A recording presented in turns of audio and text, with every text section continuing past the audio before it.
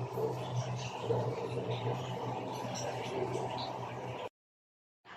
mga Inday, good afternoon. Welcome to my vlog. For today's video, magluluto lang po ako ng pansit canton gisado. Ayan po, nagpapainit na po ako ng mantika. Igigisa ko na po yung garlic. Ayan lang po natin na mag-golden brown yung garlic. Ayan po, na golden brown na. Ilalagay ko naman po yung sibuyas. Sunod, ilalagay ko po yung chicken na hiniwa ko po ng maninipis. Yan po ay breast chicken. Maninipis lang po ang kanyang pagkahiwa. Ayan. Isuti lang po natin ng mga ilang minuto. Ayan po. Ayan, medyo naluto na po yung chicken. Maglalagay lang po ako ng kaunting soy sauce. Maglalagay lang din po ako ng pamintang durog. Tapos, halu-haluin po natin.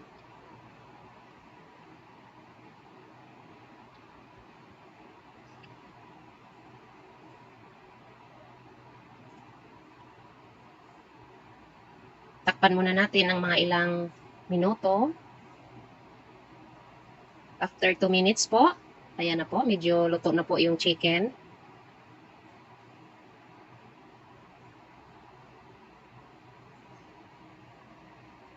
Ilagay na po natin yung atay ng manok. Hiniwa ko rin po yan ng medyo manipis. Ayan. Saglit lang naman po maluto yung atay. Ayan, takpan lang muna natin ng mga ilang minuto. Kalipas ng 2 minuto, ayan po. Medyo luto na po yung ating atay at saka yung manok. Lalagyan ko rin po yan ng liquid seasoning. Yan po ay optional. Nasa inyo na po kung ano pong gusto nyong ilalagay na pangpalasa.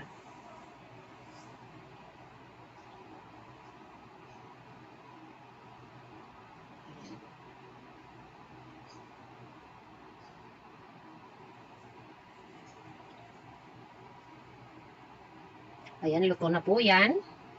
Pwede nating ilagay yung ibang mga gulay. At saka tama lang po yung kanyang lasa. Ilalagay ko na po yung ating carrots. Isang piraso po yan. Ayan.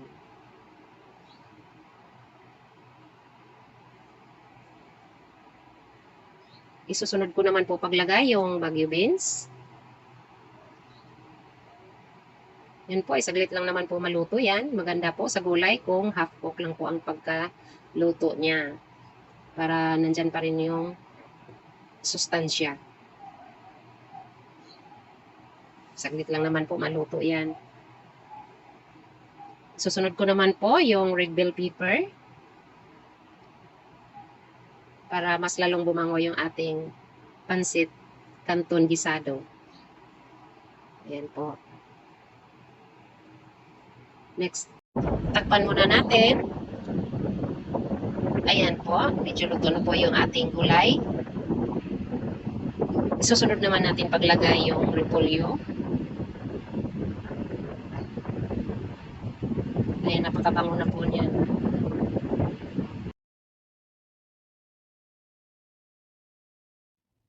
Ayan, natatakam na po ako mga Inday.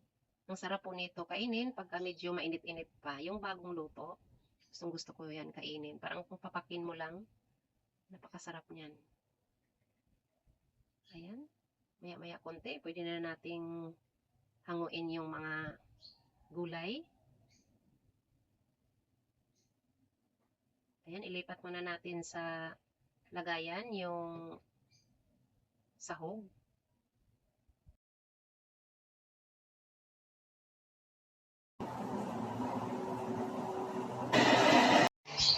Ayan po, yung pinaglutuan ko ng mga sahog, hindi ko na po yan huhugasan. Paglalagay lang po ako ng tubig, soy sauce, at saka pamintang durog. Ayan po. Ayan lang po natin kumulo.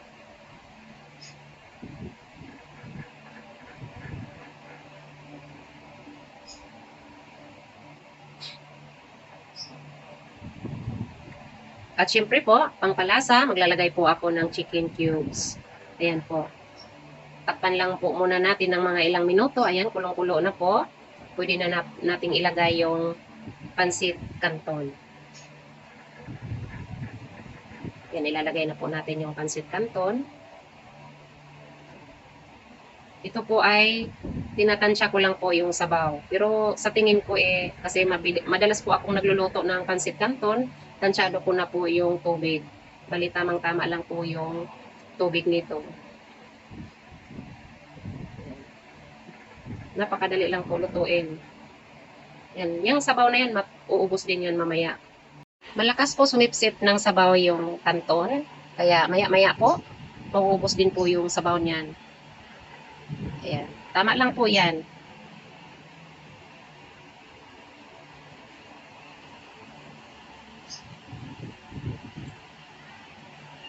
Ayan o. Oh. Wala na yung sabaw. Ilalagay na po natin yung gulay. Dahil lutong-luto na po yung ating canton. Ilalagay na po natin yung ating mga sahog.